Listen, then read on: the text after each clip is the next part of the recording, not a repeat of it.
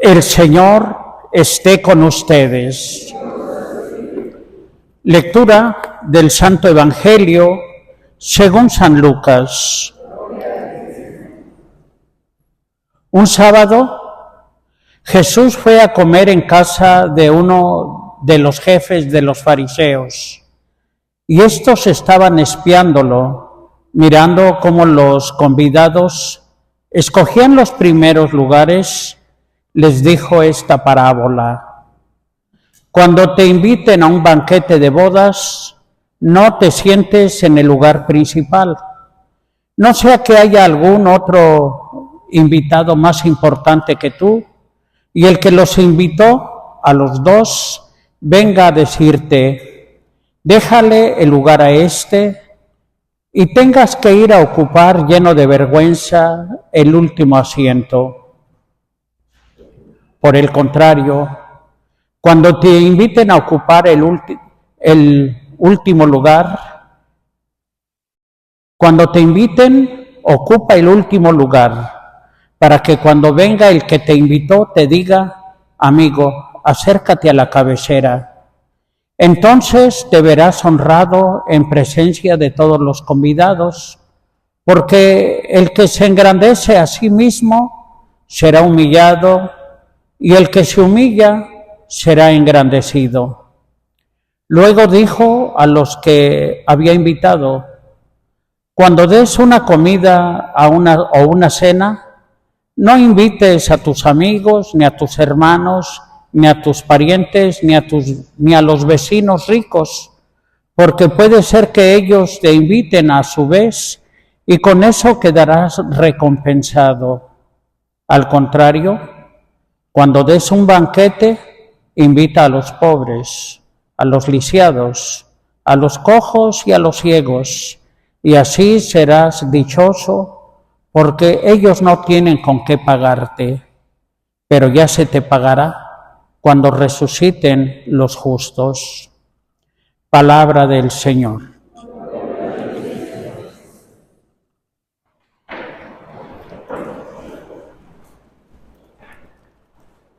Queridos hermanos en nuestro Señor Jesucristo,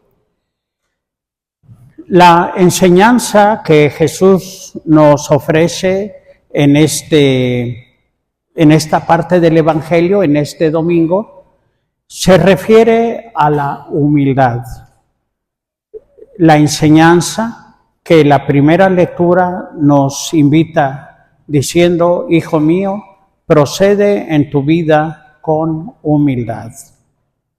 Esta palabra humildad hoy no es tan bien vista, porque a los jóvenes o a las personas adultas se dice que son muy humildes cuando se les ve con pocas cualidades, sin dinero, sin mucho que ofrecer, y se utiliza casi como un símbolo de pobreza o de miseria. Por eso no es bienvenida la palabra humildad en la mayoría de los casos. Sin embargo, habría que escuchar con atención lo que nos dice Santa Teresa de Jesús, que es la humildad. Lo resume en unas frases muy sencillas. Dice: humildad es andar en la verdad. Es decir, cuando tú reconoces lo que en ti es verdadero y que está ahí. Y entre ellos se pueden encontrar las cualidades, los valores, el potencial que tienes con tu inteligencia. Todo lo que tú eres y tienes lo debes de reconocer como un regalo de Dios, como un don que Dios te ha ido dando. Y los pecados o las faltas en contra de la humildad, pues es la vanidad. Creer que eres más que lo que eres. Y fíjense cómo a veces se aplaude la vanidad. Me acuerdo que en México existía una revista que se llama Vanidades. No sé si todavía exista. Cuando yo era niño, pues por ahí las chiquillas y las jovencitas compraban esa revista, ese magazine, para ser vanidosas, para llenarse de vanidad, con maquillaje, con aretes, con pintura de pelo, con vestidos, con ropa, etcétera, vanidad. Así es que la vanidad es cuando apeteces ávidamente más de lo que eres, cosa diferente de superarse. A veces las personas lo que quieren es superarse en inteligencia, en capacidades. Eso es bueno, eso está en tu potencial, de manera que descubrir tu potencialidad, lo que puedes hacer haciendo ejercicio, salud, incluso belleza, claro que se puede, pero no llenándote de vanidad. Y la otra falta en contra de la humildad, que es también muy terrible, es creer que tú vales menos de lo que vales. Creer que no vales para esto, que no vales para lo otro. No, yo ya estoy viejo, ya no puedo aprender. No, eso yo no lo puedo superar, etcétera. Para ilustrar un poquito un ejemplo de una falsa humildad, me acuerdo de una invitación que me hicieron en cierta parroquia. Me invitaron a comer y yo les dije que sí, que yo acostumbraba a asistir cuando me invitaban, etcétera. Y aquellas personas, pues muy buenas, muy generosas, me preguntaron que qué quería yo comer. Les dije que yo soy católico, que yo como de todo, casi de todo, menos avena. Algún día les diré por qué. Pero padre, ¿qué hay de malo con que usted nos diga qué quiere? Y bueno, pues me cumplieron mis caprichitos, ¿verdad? Les dije que mi comida favorita era del mar, todo lo que son mariscos, camarones, ostiones, pulpo, todo eso me encanta. Y me cumplieron mi caprichito. Y cuando me despedí, pues yo muy agradecido porque, pues la verdad se siente bonito que la gente a veces nos quiere cumplir a veces caprichitos, ¿verdad?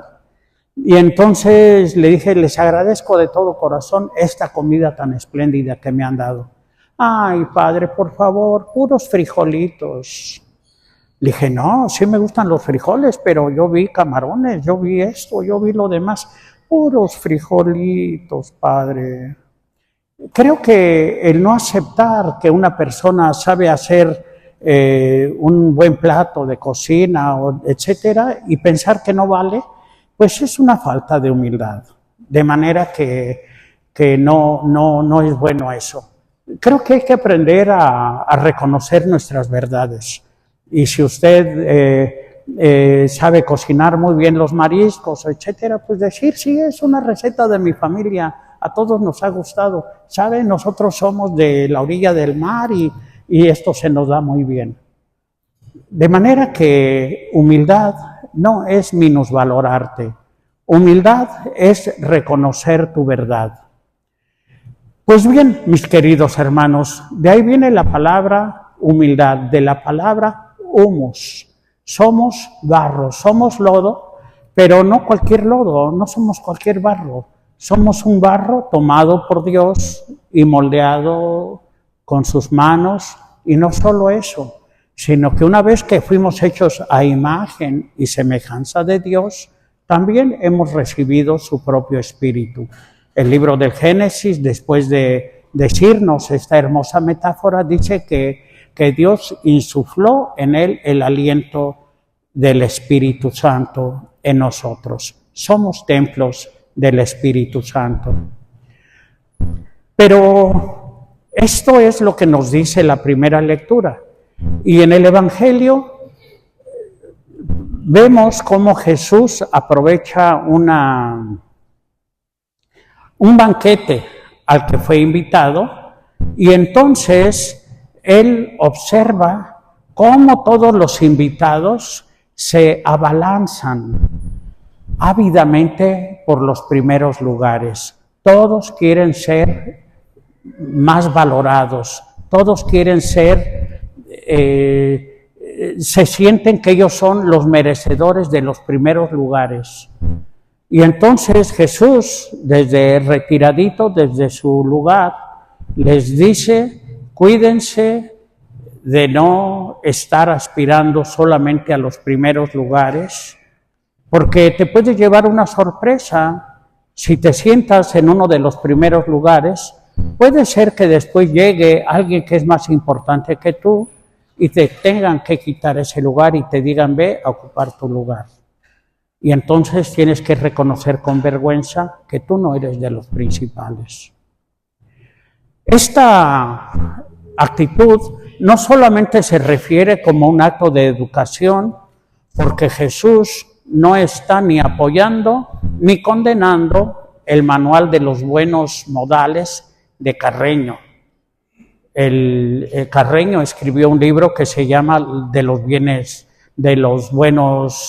la buena educación, donde te dicen cómo tomar la cuchara, qué copa hay que utilizar, qué lugar de la mesa, bla, bla, bla, bla, bla, bla. Ese es el manual de Carreño, manual de los buenos modales. Jesús no está hablando de los buenos modales, está hablando de la vida y del concepto que debemos de tener de nosotros mismos y del valor que tenemos como personas y también de las cualidades o talentos que Dios nos ha ido dando. Entonces, mis queridos hermanos, dice, tú siéntate al último. Y las personas que han organizado ese banquete te van a decir, pásate más adelante, tu lugar es más acá. Y entonces dice, eso te dará honra, porque hay alguien que te está valorando justamente como lo que eres. Dios te valora profundamente bien como lo que eres. Y entonces, mis queridos hermanos, debemos de preguntarnos hasta qué punto o cómo tenemos nuestra autoestima. Si queremos vivir una falsedad creyendo que nosotros somos más valiosos que los demás. No crean que esto se dio solamente en aquel tiempo. Desgraciadamente se da y con mucha frecuencia en nuestra propia persona, en nuestra propia familia y a veces hasta en nuestra propia iglesia. Recuerdo que el padre José Luis Martín Descalzo, un buen sacerdote español que ya murió hace ya bastantitos años, solía decir que esta actitud la ha visto hasta en los cardenales, hasta entre los obispos y entre los sacerdotes. Y ponía de ejemplo que había un sacerdote o no sé, obispo, que le gustaba muy bien buscar los primeros lugares allá en el Vaticano, donde estaban pasando todos los cardenales y a todos los sonreía. Y decía que tenía una facilidad de palabra porque conocía a cada cardenal, sabía las circunstancias de su familia y cómo está su madrecita, señor cardenal, su eminencia, y con una gran sonrisa les decía, esperemos que su madrecita se componga de ese lumbago, o que sabrá Dios de qué cosas, ¿verdad? Y entonces decía que una vez le preguntaron a uno de estos sacerdotes, obispos, sabrá Dios, y que decía que estaba ejerciendo el apostolado de la sonrisa. Y decía él con cierta ironía que sí, que donde quiera hace falta llevar una sonrisa, pero que él se la llevaba solamente a los cardenales y a la gente superior que lo podían impulsar en su carrera. Queridos hermanos, esta es una realidad que Jesús denuncia aún dentro de sus mismos apóstoles. Hay un pasaje donde Jesús va caminando por delante y atrás vienen los discípulos y vienen alegando, vienen conversando y tratan de que Jesús no se dé cuenta. Cuando llegan a donde iban, Jesús les pregunta de qué venían platicando por el camino. Y entonces nadie contesta, porque estaban alegando quién era el más grande de ellos en torno a Jesucristo. Esa era su preocupación, ser más grande que los demás. Jesús sabía que venían hablando de eso, Por eso les dice, el que quiera ser el mayor de ustedes, sea el servidor de los demás. Aprendan de mí, que yo no vine a ser servido, sino a servir. De manera que Jesús les enseña cómo usar los valores que tienen. ¿Por qué? Porque es verdad que no todos somos iguales, todos somos diferentes. Algunos tienen más cualidades que otros, pero mis queridos hermanos, en el Evangelio, en otra parte del Evangelio, Jesús dice que nos da sus dones a cada quien según su capacidad. De manera que al que mucho se le dio, mucho se le va a pedir. Y todo eso que el Señor nos ha dado no es para alimentar nuestro egoísmo o nuestra vanidad, sino para ponerlo al servicio de aquellos que nos rodean. Jesús nos invita que todo lo que tenemos es para bien y son herramientas para ayudar a alguien cerca de nosotros. De manera que no somos iguales, pero si usted descubre que tiene más valores que los demás, esos son para ayudar a la gente que lo rodea. Esto me trae a la memoria una poesía o un pensamiento corto que falsamente se le atribuye a Gabriel García Márquez. No es de él, es del Mofles, en su personaje, la marioneta de trapo. Los invito para que después que termine la misa, pues vean en su teléfono, que busquen la marioneta de trapo. Ahí dice, muchas veces dice que es de Gabriel García Márquez, no es de él. Pero en esa poesía se habla de la queja de una marioneta de trapo a la que ya la van a descontinuar, ya la van a guardar en una caja.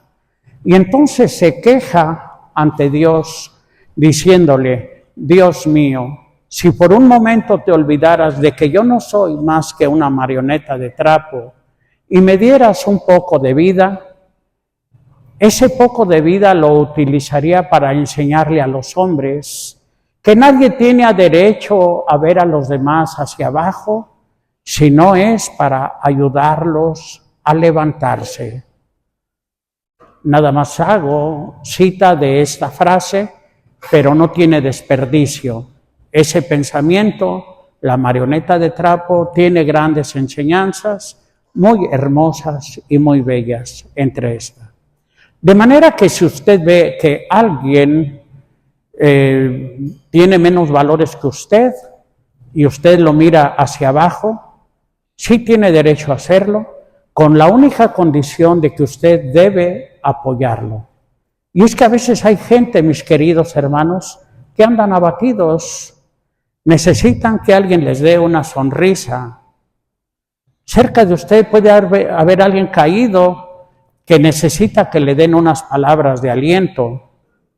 Cuando usted entiende lo que es la humildad y el valor de lo que usted puede hacer por los demás, se convierte usted en un agente de evangelización poderoso, no solamente en la iglesia, sino en cualquier parte de la sociedad, en su casa, en usted mismo. Y entonces a veces no podemos decir ni hacer nada, pero podemos escuchar. Y mis queridos hermanos, si ustedes se arriesgan a escuchar a uno de los viejos, a uno de los ancianos, quizá de su propia casa, de su propio hogar, usted va a encontrar una respuesta al porqué de sus rarezas. Los viejos tenemos cosas muy raras, pero tal vez no los comprendemos porque no hemos escuchado su historia. Y cuando ponemos atención, nos damos cuenta del porqué de sus rarezas. Quizá nos hemos equivocado, mis queridos hermanos, desde que salió el boom de la televisión, porque en nuestros ranchos, en nuestros pueblos, yo al menos que soy de rancho, pues las veces que me juntaba con mis primos, con mis tíos y con mi abuelito, en el verano, era a la sombra de un árbol, bebiendo agua de naranja o de limón. Incluso aprendíamos a hacer nudos con los lazos, o mis primos sabían mover la soga como charros. Y si era invierno, era lo mismo, pero ante un fogón. Allí escuchábamos la historia de los tíos, de los abuelos, la época de la revolución, la época de la hambruna, algunos de los tíos, sus aventuras en el programa Braceros, viniendo aquí a California, sus peligros de los que habían salido en una inundación, cuando se tenían que agarrar del rabo de una vaca para pasar el río, y todos riendo, todos festejando esas situaciones. Sonrisas maravillosas que se podían narrar una y otra vez. Yo recuerdo que cada vez decían los chiquillos: abuelo, platícanos cómo te salvaste del río. Y ya todos conocíamos la historia, pero la volvíamos a sonreír, la volvíamos a disfrutar. Pasaron los años y bueno, con mucho esfuerzo llegamos a conocer aquellas televisiones en blanco y negro, y entonces ya no fueron las historias de la familia, ni del tío, ni del abuelo, ya eran las tarugadas que hacía el Chavo del Ocho. Y entonces todos festejábamos, que decían: acúsalo con tu mamá, Kiko. Todos empezamos a disfrutar eso y cambiamos a nuestra familia real por una familia de la televisión. Y entonces ahí todo eso empezó a abrirse, a vivir una vida ficticia y a caernos gordos unos a otros. Que se calle el viejo, que no hable, porque no nos deja oír a don Teofilito. Cosas verdaderamente tristes que fueron pasando en nuestra historia, y por eso quizá los jóvenes de hoy no se entusiasman ni con la historia de sus familias, ni con lo que pudieron haber sido ellos mismos.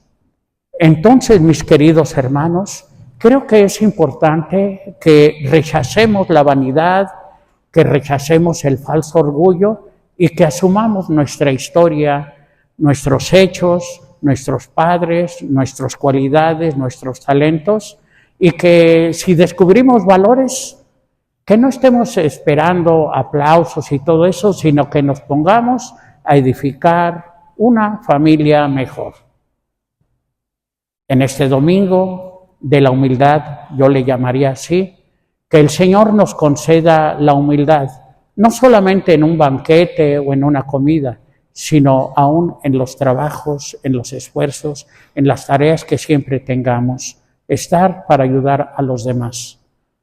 A mí me da cierto dolor cuando me doy cuenta de que hoy, para escoger una carrera de nuestros estudios, no se toma en cuenta tanto el aspecto humano, sino que es el que va a ofrecer más dinero, el que va a dar más oportunidades de éxito, y que entonces la gente se dedique a estudiar máquinas, computadoras, programas, y que se olviden de que existe la consejería, la psicología, gente herida, gente lastimada. Quizá porque no van a ser tan bien pagados, pocos se animan a ello. De manera que me dirijo a los jóvenes que están aquí y que si están estudiando medicina o alguna área de las humanidades, quiero decirles que los felicito, porque ustedes van a tener en sus manos a seres humanos, gente que sufre, gente que los va a ver con una esperanza, y no una máquina que simplemente aprietas o aflojas alguna parte de sus componentes o los programas de una o de otra manera, pues así van a surgir. Lo más hermoso que puede haber en torno a nosotros son seres humanos a los que nosotros les podríamos ayudar un poco en su caminar hacia la alegría y hacia la paz. Nos ponemos de pie.